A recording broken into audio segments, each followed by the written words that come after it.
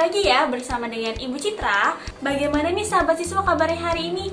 Semoga seperti biasa ya, selalu diberikan kesehatan dalam menjalankan aktivitas sehari-hari.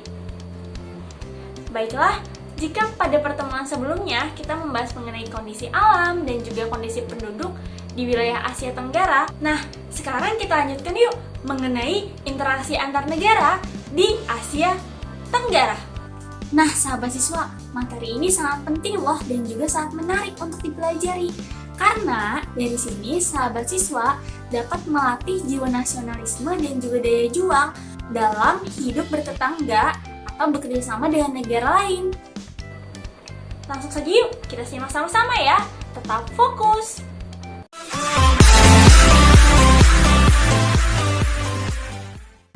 Nah, pada materi kali ini yaitu membahas mengenai interaksi, di mana yang kita bahas adalah hubungan antara negara-negara yang ada di Asia Tenggara. Misalnya, antara Indonesia mempunyai hubungan kerjasama dengan wilayah negara Malaysia, atau dengan Thailand, dengan Filipina, dan lain-lain. Nah, tujuannya adalah menjalin hubungan antara dua negara atau lebih untuk mencapai kesepakatan yang saling menguntungkan ya. Interaksi dan kerjasama antar negara-negara ASEAN semakin berkembang seiring dengan munculnya berbagai kebutuhan dan juga kegiatan setiap anggota negaranya. Seperti halnya kebutuhan ekonomi, sosial, politik, dan bidang lainnya yang menuntut suatu negara untuk berperan aktif dalam melakukan kerjasama antar negara. Selain itu, globalisasi semakin luas sehingga perlu adanya kerjasama antar negara-negara ASEAN dalam menjaga dan juga mewujudkan perdamaian negara untuk para anggota negara ASEAN. Maka dari itu dibangun kerjasama politik dan juga pertahanan. Faktor pendorong kerjasama antar negara ASEAN. Faktor yang pertama yaitu persamaan dan juga perbedaan sumber daya alam negara ASEAN. Walaupun berada pada kawasan yang sama, yaitu kawasan Asia Tenggara, tapi kenyataannya negara-negara di ASEAN ini selain memiliki persamaan tentunya, tetapi juga memiliki perbedaan dalam sumber daya alam. Sebagai contoh ya, Singapura dengan Indonesia. Seperti yang kita ketahui, jarak antara Singapura dengan Indonesia tidak terlalu jauh ya di antara kedua negara ini. Namun, bukan berarti nih Singapura memiliki kekayaan yang sama hasil tambangnya sebanyak Indonesia. Di sisi lain juga, Indonesia masih kalah nih dalam penataan manajemen pelabuhan dibandingkan Singapura. Dengan demikian, keduanya pada akhirnya sama-sama diuntungkan. Proses ekspor hasil tambang Indonesia harus melewati pelabuhan Singapura. Hal tersebut karena Singapura ini terletak di posisi strategis pada jalur perdagangan dunia yang menghubungkan kawasan Asia Tenggara dengan negara-negara di benua lainnya. Selain sumber daya alam yang terkandung di perut bumi, sumber daya pangan juga dapat menjadi alasan pendorong kerjasama antara negara dalam satu kawasan. Pada kasus Asia Tenggara ini, adanya sumber daya pangan yang berbeda di negara-negara anggotanya membuat antar negara ini melakukan kerjasama loh. Sebagai contoh juga, Indonesia menjual hasil pertaniannya ke Singapura. Namun, pada saat yang sama, negara kita juga yaitu Indonesia membeli beras dari Thailand juga Myanmar untuk mencukupi kebutuhan konsumsi dalam negeri. Selanjutnya, yang kedua yaitu persamaan dan perbedaan wilayah. Seperti yang kita ketahui, wilayah Asia Tenggara adalah beberapa negara yang berada di benua Asia bagian Tenggara. Seperti yang sudah kita pelajari juga nih, secara geografis negara-negara tersebut diapit oleh dua benua, yaitu benua Asia dan juga benua Australia, serta dua samudra yaitu Samudra Hindia dan Samudra Pasifik. Karena persamaan letak geografis itulah, sejumlah negara di kawasan Asia Tenggara ini membangun hubungan kerjasama loh. Hal ini bertujuan untuk menjaga keamanan dan juga stabilitas kawasan pada umumnya dan negara itu sendiri. ASEAN adalah salah satu contoh dari kerjasama karena persamaan geografis tersebut ya. Lalu, yang ketiga adalah perbedaan perkembangan teknologi. Selanjutnya, yang keempat yaitu persamaan dan perbedaan budaya. Faktor penghambat kerjasama antar negara di ASEAN. Selain terdapat faktor pendorong, juga terdapat faktor penghambat nih dalam melakukan kerjasama atau interaksi antar negara di ASEAN. Faktor penghambat yang pertama yaitu terjadinya bencana alam. Selanjutnya, penghambat yang kedua yaitu ideologi negara. Karena setiap negara tentunya memiliki ideologi atau pandangan yang berbeda mengenai negara-negara masing-masing ya. Selanjutnya, yang ketiga yaitu kebijakan politik. Sama seperti hanya dengan ideologi, setiap negara memiliki kebijakan politik yang berbeda. Nah, ini merupakan salah satu penghambat di mana antar negara untuk melakukan kerjasama ya. Selanjutnya, yaitu perbedaan kepentingan. Terkadang dalam melakukan kerjasama, terdapat berbagai perbedaan kepentingan antara negara satu dengan yang lainnya. Bisa itu positif ataupun negatif. Nah, kepentingan di sini diartikan dengan berbagai kepentingan yang negatif yang memicu penghambat antara negara tersebut untuk melakukan kerjasama ya. Dan selanjutnya yaitu perbedaan mata uang. Nah, setiap negara tentunya sahabat siswa sudah pasti tahu ya, memiliki mata uang yang berbeda ya, seperti Indonesia memiliki mata uang rupiah dan negara lain memiliki mata uangnya sendiri. Jadi, perbedaan mata uang ini memicu penghambat antara kerjasama negara ASEAN. Seperti hanya untuk melakukan kerjasama di bidang perdagangan dan kerjasama bentuk lainnya yang menggunakan mata uang tentunya akan menjadi sulit untuk mengkonversikan mata uang tersebut.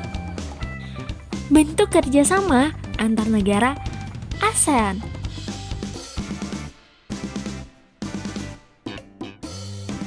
Bentuk kerjasama yang ada di antara negara-negara ASEAN sangat beragam loh. Semua itu dibentuk untuk mengatasi masalah dan menampung serta mewujudkan keinginan negara anggotanya. Yang pertama, bentuk kerjasama di bidang sosial dan budaya. Setiap negara anggota ASEAN diminta berperan aktif dan juga ikut serta dalam upaya kerjasama untuk mendukung kesejahteraan negaranya sendiri ya. Nah, contoh kerjasama di bidang sosial budaya negara anggota ASEAN diantaranya sebagai berikut. Yang pertama, pengembangan sumber daya manusia. Selanjutnya, peningkatan kesejahteraan. Lalu, program peningkatan kesehatan seperti makanan dan juga obat-obatan. Selanjutnya, menanggulangi masalah-masalah perkembangan penduduk dengan bekerja sama dengan badan-badan internasional yang bersangkutan ya. Selanjutnya, pertukaran budaya dan seni, juga festival film ASEAN. Dan penyelenggaraan pesta olahraga 2 tahun sekali, yaitu SEA Games. Yang kedua, bentuk kerjasama bidang politik dan keamanan.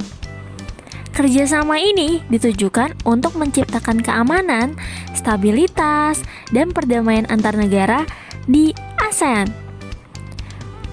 Berikut ini contoh nyata kerjasama politik dan keamanan di negara ASEAN ya. Yang pertama, Konvensi ASEAN tentang pemberantasan terorisme. Selanjutnya, penyelesaian sengketa Laut Cina Selatan. Lalu, pertemuan para menteri pertahanan yang bertujuan mempromosikan perdamaian dan stabilitas kawasan melalui kerjasama di bidang pertahanan dan juga keamanan. Dan kerjasama pemberantasan kejahatan lintas negara yang mencangkup pemberantasan terorisme, perdagangan obat terlarang, pencucian uang, penyelundupan, dan perdagangan senjata ringan dan manusia. bajak laut, kejahatan internet, dan kejahatan ekonomi internasional. Bentuk kerjasama di bidang pendidikan yang bertujuan untuk meningkatkan kualitas pendidikan di Asia Tenggara dan meningkatkan daya saing internasional. Berikut ini contoh kerjasama negara ASEAN di bidang pendidikan ya, di antara lain sebagai berikut. Yang pertama, penawaran beasiswa pendidikan. Contohnya, Singapura memberikan beasiswa latihan pengelolaan jasa pelabuhan udara, kesehatan dan keselamatan kerja industri, komunikasi, dan lain-lain. Contoh, Indonesia juga memberikan beasiswa pendidikan kedokteran, bahasa, dan seni kepada pelajar negara-negara anggota ASEAN dan kawasan negara berkembang ya. Selanjutnya, yang kedua, pertukaran pelajar. Dan olimpiade di bidang pendidikan yang sering diadakan pada taraf regional Asia Tenggara. Bentuk kerjasama di bidang ekonomi. Berbagai bentuk kerjasama diwujudkan untuk terciptanya pertumbuhan ekonomi yang merata dan berkesinambungan antara negara-negara anggota ASEAN. Berikut ini contoh kerjasama di bidang ekonomi. Yang pertama, kerjasama di sektor industri. Kerjasama yang dilakukan ini diwujudkan dengan membangun sejumlah pusat industri di beberapa negara, seperti pabrik pupuk ASEAN didirikan di Indonesia. Lalu, pabrik pupuk urea berlokasi di Malaysia. Selanjutnya, pabrik tembaga ASEAN dibangun di Filipina. Lalu, pabrik vaksin untuk penyakit hepatitis B di Singapura. Selanjutnya, yaitu kerjasama di sektor cadangan pangan.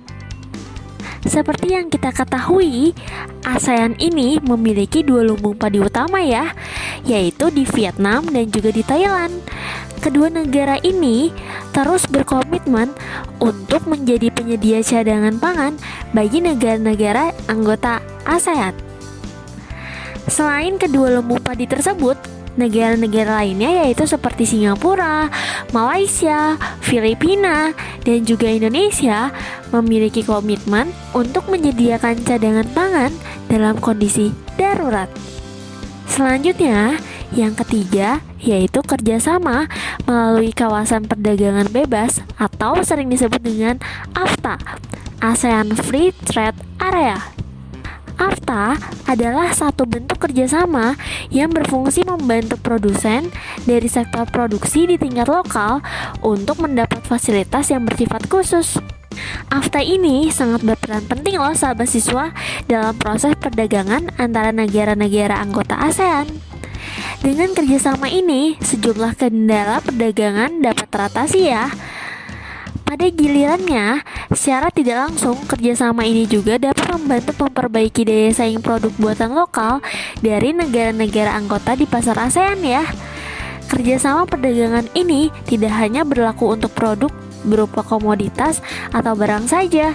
Produk jasa pun diberlakukan pula dengan varian yang cukup bervariasi ya. Sebut saja produk jasa berupa telekomunikasi dan juga transportasi, keuangan, serta pariwisata, semuanya dapat diakomodir oleh AFTA ini loh.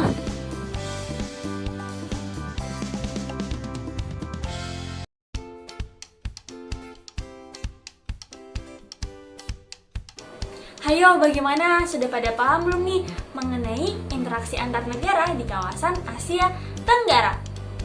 Semoga pembelajaran hari ini bermanfaat ya dan juga menambah wawasan kalian mengenai negara-negara ASEAN.